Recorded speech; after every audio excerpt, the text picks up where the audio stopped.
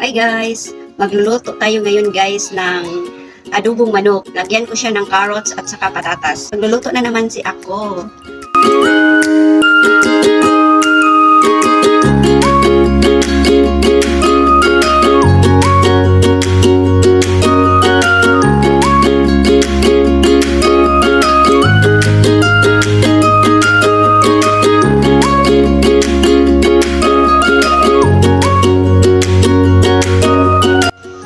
Guys, ito yung lutuin natin ngayon. Binamarinate ko na to, kaya hihiwain ko ng maliliit.